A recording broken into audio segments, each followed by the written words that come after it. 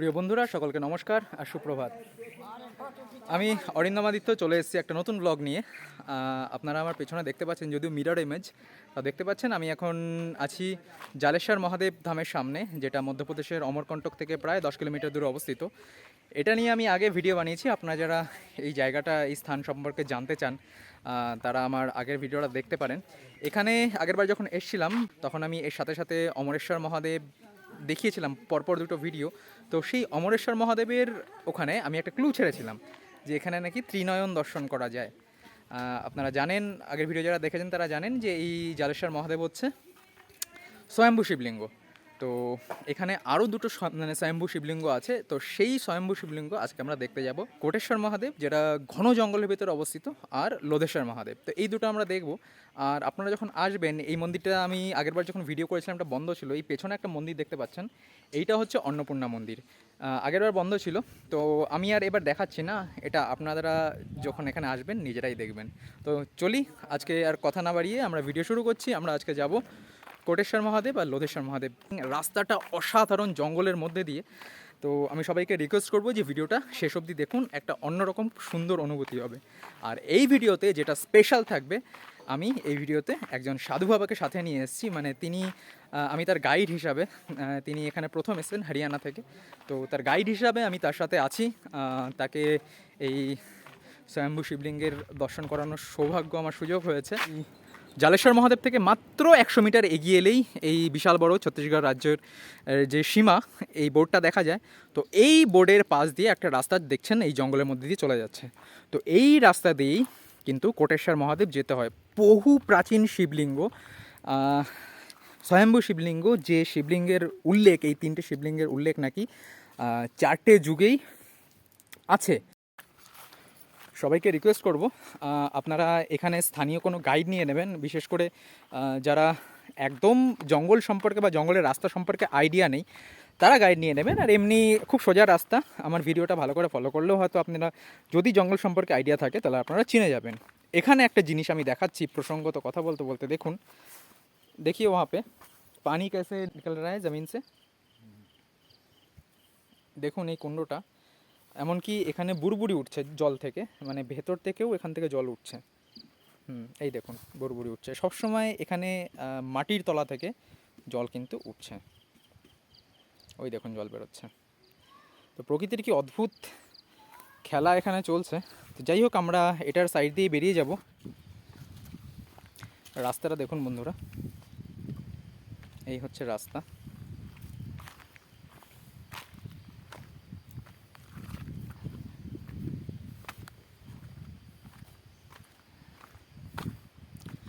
সামনে যে দুজন মানুষ হাঁটছেন, তার মধ্যে প্রথমে, মানে এই সামনে যাকে দেখা যাচ্ছে, তিনি হচ্ছেন হরিয়ানার এক সাধু মহারাজ।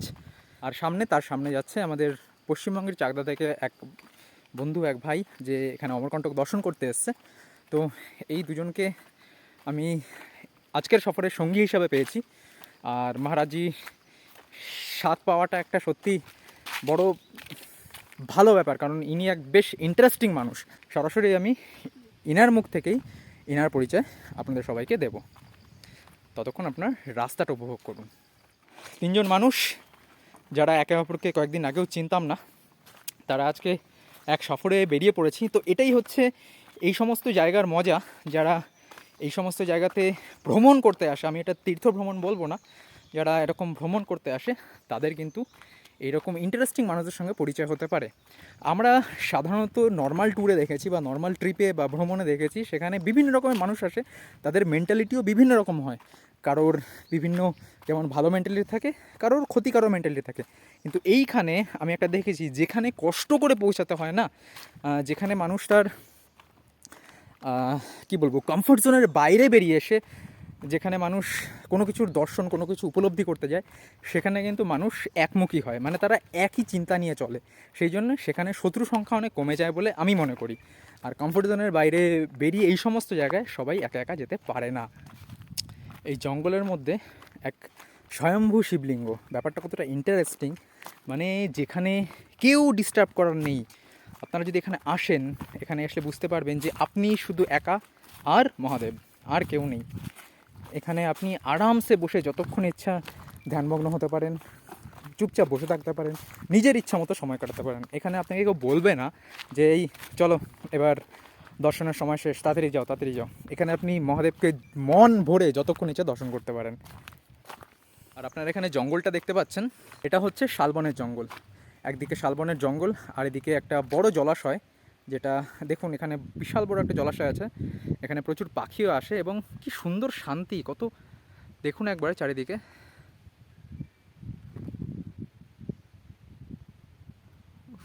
সত্যি মানে মন এখানে আসলে এমনিই শান্ত হয়ে যায়। শরীরের এতটা পথ চলেছি আমরা, আজকে 10 কিলোমিটার হেঁটেছি। আপনারা জানেন যে অমরকণ্টক থেকে এই অবধি আসতে 10 কিলোমিটার লাগে। আগের ভিডিওটা অবশ্যই দেখবেন, তাহলে পুরো বুঝতে পারবেন। প্রকৃতির সৌন্দর্য বিভিন্নভাবে আমাদের চোখে ধরা দিতে পারে, শুধু দেখার জন্য সেই দৃষ্টিভঙ্গিটা দরকার হয়। তাহলে পৃথিবীর সব জিনিস আমার মনে হয় সুন্দর এবং আকর্ষক। এই পথ ধরেই, বা তখন হয়তো এখানে পথও ছিল না, সেই সময় থেকে এখানে মহাদেব অধিষ্ঠান করছেন এবং সেই মহাদেবকে পুজো করার জন্য লাখো লাখো ভক্ত বিভিন্ন রোলে, কেউ সাধু, কেউ গৃহস্থী, বিভিন্ন রোলে এসে এখানে কিন্তু মহাদেবকে পুজো করছেন। তো এটা একটা সত্যি খুব সুন্দর ব্যাপার, ভাবতে পারলে যদি সেরকমভাবে ভাবা যায়। এখানে দেখুন কত সুন্দর সবুজ কার্পেট পাতা আছে, প্রকৃতির কার্পেট। আরও সামনে দেখাচ্ছি, ওই দূরে দেখা যাচ্ছে একটা ভাঙা ঘরের মতো, ওটাই কিন্তু এখানের মন্দির। চলুন দেখাচ্ছি। हाँ जी यही है मंदिर। भगवान हमेशा वैसे मंदिरों में नहीं बसते, भगवान कहीं भी बस सकते हैं।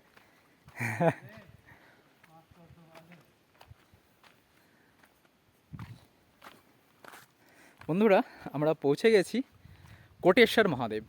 এটা একটা স্বয়ম্ভু শিবলিঙ্গ বলে এখানকার স্থানীয় মানুষ যেটা আমাকে ইনফরমেশন দিয়েছে, আমি সেই হিসাবেই সবাইকে বলছি। আমরা চলে এসেছি কোটেশ্বর মহাদেবে। এখানে এখন আমরা নর্মদা নদী থেকে জল নিয়ে এসেছি, যেটা আজকে জলেশ্বর মহাদেবে চড়িয়েছি, কিন্তু সেখানে ভিডিও করাটা ঠিক আছে, আমি আগের ভিডিওতেও দেখিয়েছি ওখানে, সুতরাং এইবার এখানকার ভিডিও সরাসরি নিয়ে আসলাম। তো কথা বলবো না আগের থেকে, আপনারা যে অভিষেকটা হবে নর্মদা নদীর জল দিয়ে, সেই অভিষেকটা আপনারা দেখুন, আমাদের সাধু মহারাজই অভিষেকটা করবেন। भंडारी महादेव।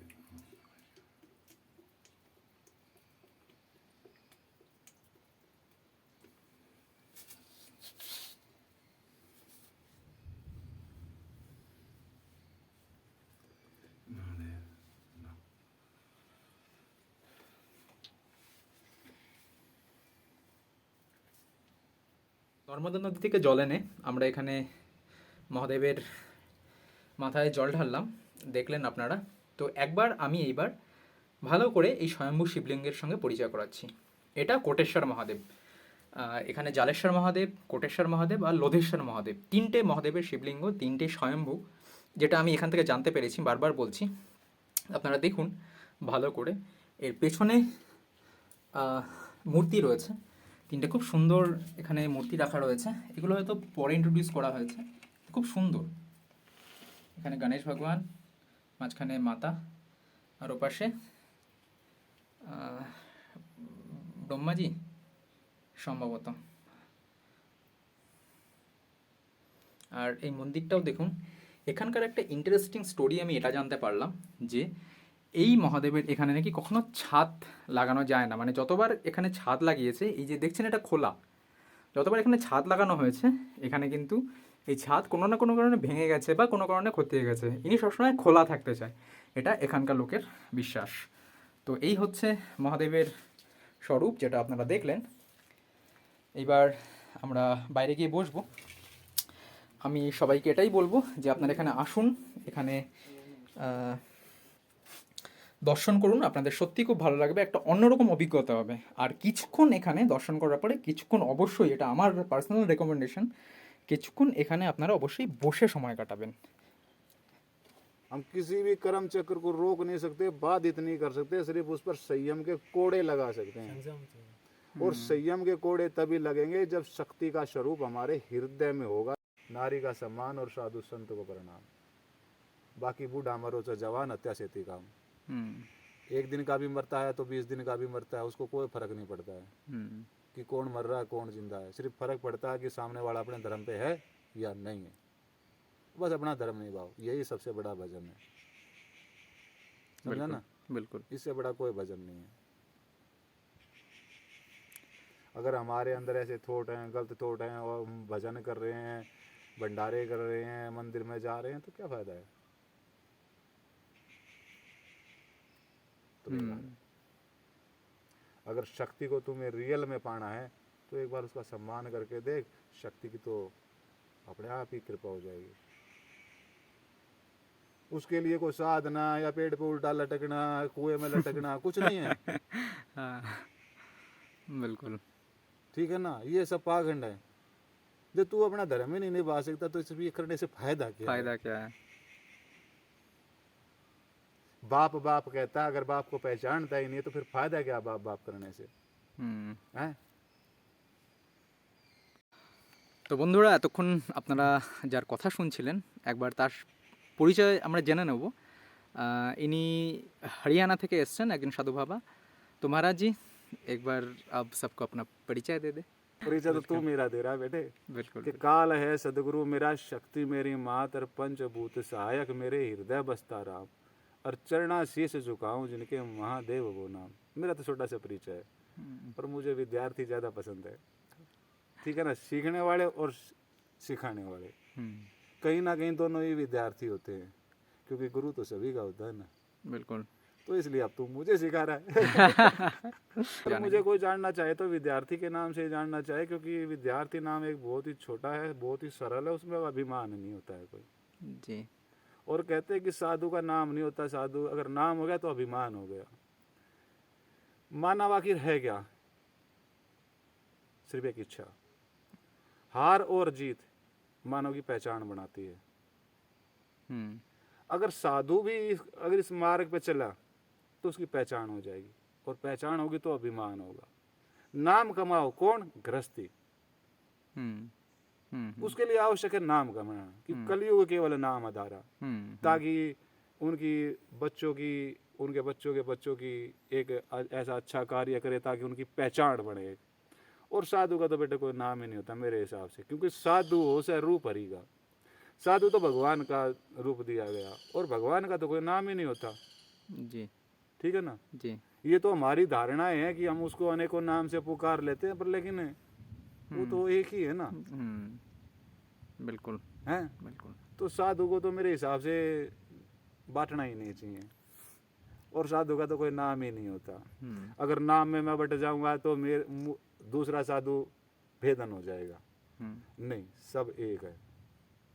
ठीक है ना, यहाँ अलग कुछ नहीं है, अलग सिर्फ हमारा दृष्टिकोण है, अपना दृष्टिकोण बदलना है। तो महाराज जी, यहाँ पे एक मेरा सवाल आ रहा है कि तो साधु तो हमने अभी जो हाल ही में बहुत सारा साधु देखा है, तो साधु को कैसे पहचानेंगे? साधु का धर्म क्या है? मतलब कैसे हम समझेंगे कि ये रियली साधु है? रियली साधु है? हाँ। अब कैसे बताऊं मैं रियली साधु? इतना जानता हूं कि साधु जो होता त्याग की मूर्ति होता है। जी। त्याग। अब त्याग दे पूछा अभी क्या त्याग दे? अब वो त्याग दे उसने क्या करा? परिवार त्याग दिया, समाज त्याग दिया, और समाज त्याग दे वो इतना त्याग गया कि कंदराओं में जाके लुप्त हो गया। पर लेकिन वो कर्म चक्र को बाधित कर रहा है, क्योंकि साधु का दायित्व होता है कि नेचर के साथ भी कनेक्ट हो तो समाज के साथ भी कनेक्ट हो, कि उसको सत्य और धर्म का मार्ग समझा सके। पर लेकिन आज साधु जो ना कंदराओं में जाके बैठ गया, अपने आप को लुप्त कर गए, और उसके लुप्त होने का कारण ये है कि ये कुटीर साधु अपना स्थान बना के अपराध फैला रहे हैं। कहीं ना कहीं साधु भी गलत कर रहे हैं कि अपने आप को छुपा के बैठे हैं। नहीं भाई, हमें भगवान से नहीं मिलना है। साधु का दायित्व बना है कि 184 जीव के कल्याण करे। अगर साधु अपने ज्ञान को लेके लुप्त होके बैठ जाएगा तो ये कुटीर साधु, ये अपराध तो फिर बढ़ेगा ही ना जगत में। जी। तो साधु त्याग की मूर्ति होती है। त्यागना है हमें इस मोह जंजाल को, स्वार्थ को, लेकिन इस जगत को नहीं।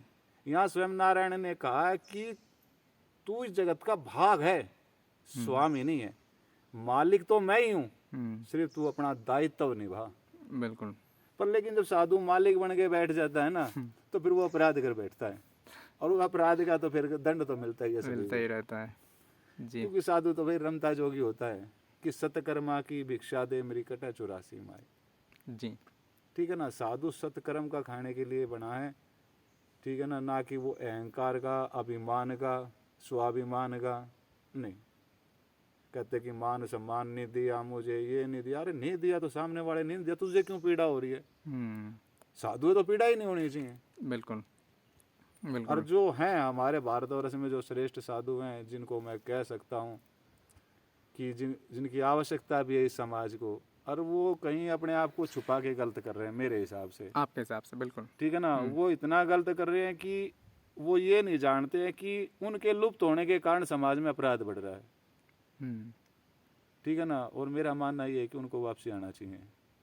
बिल्कुल ठीक है ना, ताकि फिर से सनातन धर्म एक स्टैंड ले और बुराई का नाश मार्गदर्शन कर सके। मार्गदर्शन कर सके। बिल्कुल बिल्कुल। साधु कभी बुरा नहीं देख सकता, और जिसने बुराई देख लिया वो साधु नहीं हो सकता। और साधु वो होता है जो साध दे स्वयं को और सामने वाले को। अब जो ना साधे वो साधु नहीं। ठीक है ना, और साधु सत्य की ही खोज करता है और जीवन की खोज करता है, भगवान की नहीं। बिल्कुल, बहुत अच्छा लगा ये बात ठीक है ना, आपको। भगवान की खोज तो ना स्वार्थी लोग करते हैं, लालची लोग करते हैं, और लेकिन सत्य ये कि मिलता भी नहीं है उनको। और जो जीवन की खोज करता है, सत्य धर्म के मार्ग पे चलता है, भगवान उसका हाथ पकड़ के हर पथ पे चलते हैं। ठीक है ना, और जो भगवान के लिए चलता है ना, उसको कहते हैं ना धोबिया कुत्ता घर का ना काट का। हाँ, ना तो वो समाज का रहता है, ना वो भगवान का रह जाता है। बिल्कुल, क्योंकि साधु को एक दायित्व दिया भगवान ने, कहा कि समाज में मैं हूँ, मंदिर के अंदर मैं हूँ, तो तेरी क्या जरूरत है? तू क्यों अपना मंदिर बना रहा है? तू क्यों अपना मंदिर बना रहा है? मैं बैठा हूँ ना मंदिर के अंदर। हाँ, तू जा, किसके लिए? 1,84,00,000 जीव के लिए तू भ्रमण कर, और भ्रमण कर धर्म की ध्वजा लेके। कैसे? कि गीता में कहा था तूने हाथ पकड़ ले गांडीव को, और देख आज अकेला खड़ा हूँ, साथ नहीं कोई लड़ने को, और रोम रोम में आके बस जा, ध्वजा धर्म की ठानी हो। क्योंकि साधु को दी है कि धर्म की ध्वजा। ठीक है ना, लड़ने के लिए। क्योंकि गुरु का जो दायित्व होता है वो धर्म के प्रति नहीं होता है, अच्छे लोगों की तरफ नहीं होता है। शुक्राचार्य की बात करें और गुरु बृहस्पति की बात करें तो शुक्राचार्य गुरु बृहस्पति से श्रेष्ठ थे। पर लेकिन नियति ने तय किया भी शुक्राचार्य इतने श्रेष्ठ हैं, इनको गुरु का, देवों का गुरु नहीं बनाया जा सकता। निर्णय लिया कि उसे राक्षसों के बीच में भेजा जाए, और यही गुरु का दायित्व होता है कि वो बुराई में जाए ताकि बुराई का नाश कर सके, उस बुरे पथ को सुधार सके। पर लेकिन आज देखते हैं तो उल्टा ही काम हो रहा है। अच्छे लोगों से प्रीत हो रही है, साफ सुथरे चमकदार लोगों से प्रीत हो रही है, अरे कह देते कि ये बुरा। अरे जब तूने साधु हो गए, तूने बुरा देख लिया, हाँ, तो तू बुरा कहेगा भाई, अच्छा साधु कहेगा। साधु कहेगा। माता पिता भी होते ना, जीवन का सच बोल रहा हूँ बेटे, जो औलाद सक्षम होगी ना, सक्सेस है, जो भी पुत्र, उसको माता पिता छोड़ देते हैं और कह देते हैं तू जा, कहीं भी जा सकता है, अब तू अपना जीवन जी सकता है। पर लेकिन जो औलाद निकम्मी है, चाहे वो भले शराब पीती है, चाहे माता पिता को वो गाड़ी भी देता है, पर लेकिन माता पिता उसको छोड़ के नहीं जाते हैं। क्यों? गुरु और माता पिता का दायित्व ये होता है कि वो बिगड़े के साथ रहे, अच्छे के साथ नहीं रहे। एकदम एकदम। भीष्म पितामह, द्रोणाचार्य, कृपाचार्य इतने विद्वान थे दुर्योधन के साथ, अंत तक सिर्फ ये समझाने के लिए कि तू गलत कर रहा है। ठीक है ना, लेकिन आज साधु भी अपने दायित्व से भाग रहा है, वो चुपड़ी चुपड़ाई की तरफ भागता है, अच्छी मक्खन वाली की तरफ। ठीक है भाई, यहाँ अच्छा मिलेगा, यहाँ ये है वो है। अरे नहीं भाई, अच्छाई की तरफ तेरा दायित्व नहीं है, तू गुरु है। बिल्कुल, तेरा दायित्व बनता है कि तू कीचड़ में जा। तो साधु भी ऐसा ही होता है, उसका पथ जो उठता है ना, वो बुराई की तरफ जाता है, धर्म की तरफ नहीं जाता। मंदिर में घंटी बजाने के लिए नहीं जाता वो।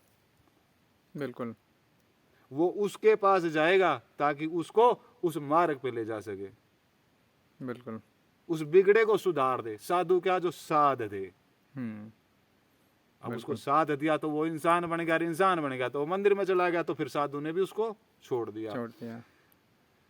फर्स्ट स्टैंडर्ड में पास हुए तो आगे धक्का दिया, फिर सेकंड में पास हुए तो आगे धक्का दिया। ये जीवन स्टेप बाय स्टेप चलता रहता है, ये नहीं है कि हम वहीं रुक जाएं अच्छाई में ही। नहीं, साधु नहीं रुक सकता अच्छाई में। हम्म साधु जाएगा उसके पास जिसको उसकी आवश्यकता है। भाई तुम लोग तो ऑलरेडी अच्छे हो, मेरी आवश्यकता तुम्हें थोड़ी ना है। हम्म मेरी आवश्यकता तो उसको जो दारू पी के सड़क पे घूम रहा है। बिल्कुल बिल्कुल ठीक है ना। ठीक है। तिलकधारियों की मुझे आवश्यकता नहीं है। हाँ मेरे गुरु ने 3 लोगों का परिचय बताया मुझे कि प्रथम जो रोने वाला इंसान हो उसको अपने आसपास भी खड़ा मत होने देना, क्योंकि रोने वाला ना तो मेरा भला कर पाएगा ना तेरा कर पाएगा। मगर ये दूसरा नु बोला, दूसरा जो ज्यादा विद्वान हो, ज्यादा जो तुम्हारी तरह ज्यादा तिलकधारी हो ठीक है, कहा कि उनको दूर रखना। माँ क्यों? नु बोला वो विद्वान है ज्यादा है, वो कथ नहीं करते हैं, करनी नहीं कर सकते, और वो तुझे भी फंसा देंगे, क्योंकि वो कथनी पे विश्वास करते हैं, कर्म उनके बस की करना नहीं है। वो तो भगवान का नाम लेके डोंग लगा के बैठ सकते हैं, बस कर्म नहीं कर सकते। सिर्फ कथ नहीं कर सकते हैं कि वहाँ ये लिखा था, वहाँ ये लिखा था। बिल्कुल। और तीसरा इंसान बताया मेरे गुरुजी ने, नु बोला जो जगत में बुरा हो ना उसको अपने पास बिठा लियो। माँ क्यों? नु बोला उसी की तो तुझे आवश्यकता है। बिल्कुल, क्योंकि तू साधु है, साधना ये तो है तुझे। तो बस इसी में अपना आनंद लेता हूँ जीवन में, और साधने का प्रयत्न करता हूँ। বন্ধুরা, বেশ ইন্টারেস্টিং একটা ক্যারেক্টারের সাথে আমাদের পরিচয় হলো। আমিও যখন ইনাকে প্রথম দেখি ওই গণেশধনী আশ্রমে, তো ইনার সাথে আমার কথাবার্তা হয়, এবং ইনার যে সমস্ত বক্তব্য এইগুলো আমার বাকি এতদিন পর্যন্ত যত আমি সাধুর সাথে আমার পরিচয় হয়েছে তাদের থেকে মনে হয়েছে একটু অন্যরকম লেগেছে। এবং ইনি জীবনে প্রথম যিনি আমাকে এটা বলেছেন যে ভগবানের পেছনে দৌড়াতে হবে না, তুমি তোমার ধর্ম নিভাও, তুমি তোমার সৎ পথে থাকো, ভগবান এমনি তোমার সাথে থাকবে। বিলকুল। আর যেটা ইনি আরেকটা কথা বলে সেটাও হেভি লেগেছে, যেটা ক্ষত্রিয় ধর্ম, যেটা ক্ষত্রিয় ধর্মের যেটা মূল মন্ত্র, একটা হচ্ছে নারীকে সম্মান করা আর সাধু গুরুকে প্রণাম করা। তো মানে এমন না যে ইনি বলতে চাইছেন যে কোনো ক্ষত্রিয় হলেই সেটা পালন করতে হবে, যে এটা পালন করবে সেই ক্ষত্রিয়। তো ইন্টারেস্টিং, আরও আমরা এনার কাছ থেকে অনেক কিছু জানবো। আমি একবার সবাইকে এই জায়গাটা ভালো করে দেখিয়ে দিই। তো বন্ধুরা, একবার এই জায়গাটা দেখুন আপনারা। এই মন্দিরের এই স্ট্রাকচারটা তো পরে বানানো হয়েছে, এখানে পুরো এই শিবলিঙ্গটা কত আগের থেকে এরকম খোলা ছিল। আর এই প্রাকৃতিক এখানকার যে সৌন্দর্য, এটা একবার লক্ষ্য করুন। এই গাছগুলোকে ভালো করে লক্ষ্য করুন, এগুলো শাল গাছ, আমি আগেও বলেছি। তো এইখানে ঠিক মন্দিরটার ওপরে এই শাল গাছটা এই দুদিকে ঝুঁকে গেছে, যেন মনে হচ্ছে প্রকৃতি যেন এই মহাদেবকে বা এই শিবলিঙ্গটাকে প্রোটেক্ট করছে। তো এটা একটা ইন্টারেস্টিং জিনিস, আমি একটু দূর থেকে দেখালে আরও ভালো করে দেখা যাবে।